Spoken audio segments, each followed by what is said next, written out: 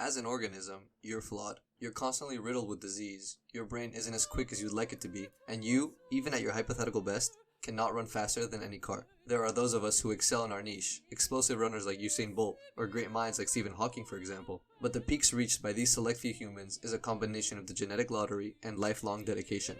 Even if you were to excel at something under these conditions, you would most likely only excel at this one thing. With the advent of genetic manipulation and reconstruction, however, we as a species are now hypothetically capable of engineering and raising a human that we could consider the perfect life form, complete with all the best genes and even all of the most useful mutations to facilitate any and all aspects of life. How different and more productive would your life be if you had the short sleeper syndrome, a mutation which allowed you to get rest equivalent to 8 hours in 5 or less? Of course, this sort of non-consensual genetic tampering would bring up issues with the not-so-humane nature of the project. But if we were to discard all of that, what would make the perfect human?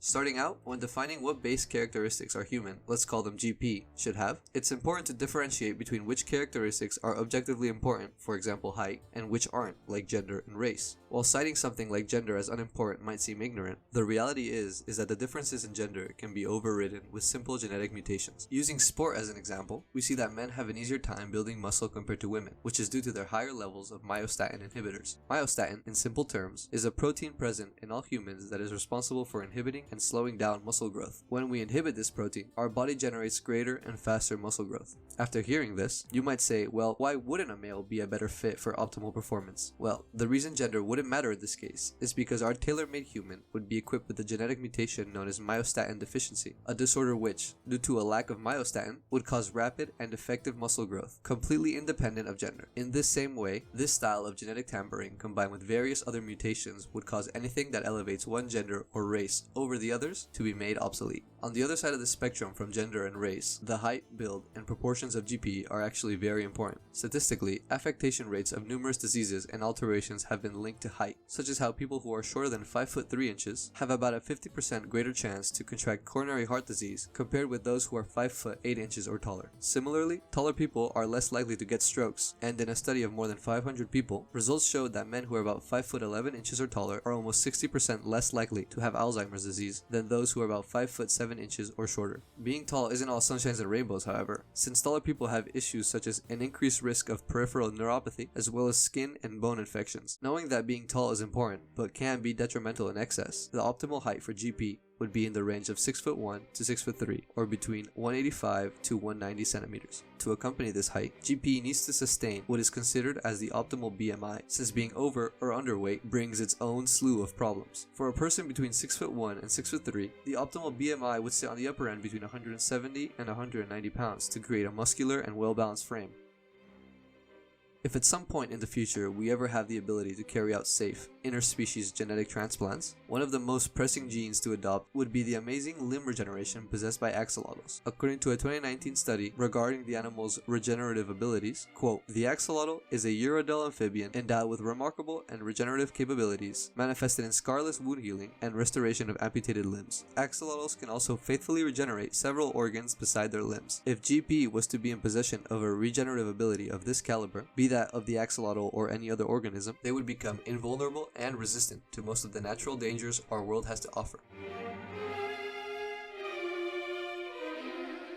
For us to consider GP as a perfect specimen, versatility is essential. Athletes in fast, high-intensity sports such as football, short-distance races, boxing, and etc. are so efficient not only because of their training, but also because of their abundant and effective fast-twitch muscle fibers. These muscle fibers, in contrast with slow-twitch muscle fibers, consume energy faster, but also fatigue faster, in exchange for allowing these athletes to explode into their quick movements. For the purposes of maximizing GP's effectiveness, we would want the muscle composition to sit at about a 50-50 ratio of fast and slow twitch muscle fibers, as this would make GP extremely effective in both bursts and endurance-based physical activity. Apart from the slow twitch muscle fibers, the most important aspect of endurance training is what's known as an athlete's VO2 max, the extent and efficiency to which the muscles absorb oxygen. The average person, while resting, has a VO2 max of around 35 milligrams of oxygen per kilogram of body weight ingested every minute. but when measuring the VO2 of elite athletes under the same conditions, the number can go up to a staggering 85 milligrams. Similarly, athletes tend to have both bigger hearts and lower heart rates, which allow them to maintain a high pace for longer by pumping more blood and using less energy. In order for GP to absorb and distribute oxygen as efficiently, training in high altitudes in order to adapt the body for better processing of oxygen would be absolutely crucial. This being said, many athletes succeed in their sport not only due to their training, but also due to their physiology. For maximum performance, GP would be genetically modified to predispose of a larger heart and larger lungs, which would work in tandem with the rigorous altitude cardio and weight training to maximize their genetic potential. Although the body is a major part of what makes a person, it only constitutes half of its importance. What is a perfect body without a proper mind behind it? The average IQ or intellectual quotient score in humans is between 85 and 115, enough for most people to live ordinary, fulfilling, and meaningful lives. But for GP, this is simply not enough. The highest confirmed IQ ever measured was that of Adragon the Melo, which was allegedly registered to be a staggering 400. The Melo was able to graduate university at the ripe age of 11. Meanwhile, the standard age at which students usually graduate is around 21, an entire decade longer than what Adragon took. People with these absurd levels of intelligence have been able to perform feats that most of us could only ever fathom. Things like Da Vinci inventing the helicopter and plane almost 500 years before the modern ones came into fruition, or how Jane C. Wright was able to revolutionize cancer treatment and turn the disease from a death sentence into a problem with a solution. Luckily for us and our experiment, genius levels of intelligence aren't something that happen just because. There exists evidence to prove that genetics play a crucial role. Several twin and family studies prove that, apart from environmental factors, there is a continuity between the intelligence of the parents and the intelligence of the children. Although we haven't found any specific genes to credit with giving someone genius level IQ, if we chose the combination of DNA of a genius to use as our base genetic sequence, and then modify and regulate that sequence to fit all of our aforementioned criteria, the likelihood of GP being born with genius level intelligence would be nearly all but guaranteed.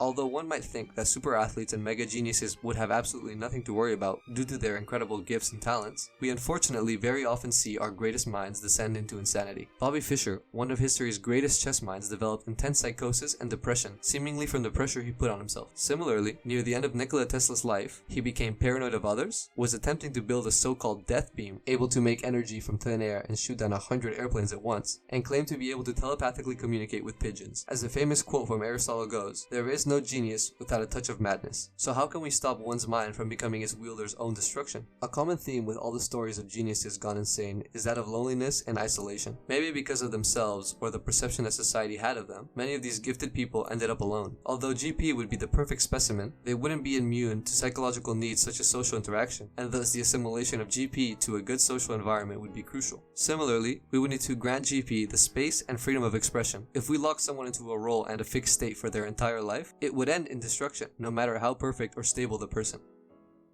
The perfect human being, as far as we are aware, does not yet exist. The notion of perfection brings in itself a lot of subjectivity, as what I might consider perfect could be drastically different than what you consider perfect. Having said this, however, we can all agree that a human who is physically mutated to develop several times the muscle mass of the average person, to be able to outsmart even the greatest geniuses, and to be genetically invulnerable to things such as aging due to his regenerative qualities, would undeniably be one of the most imposing existences that we as a species have ever seen. Although we aren't in possession of anything close to this hypothetical being, it might only be a matter of time before we answer the question. What is peak performance? What makes the perfect human?